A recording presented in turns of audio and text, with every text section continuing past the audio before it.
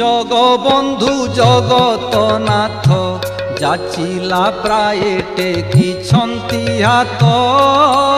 জগবন্ধু জগতনাথ পতিত জনଙ୍କୁ তারিবা নিমন্তে নীল চক্রে উড়াইছন্তি নেত। জগবন্ধু জগতনাথ যাচিলা প্রায় টেকিছন্তি হাত। জগবন্ধু জগতনাথ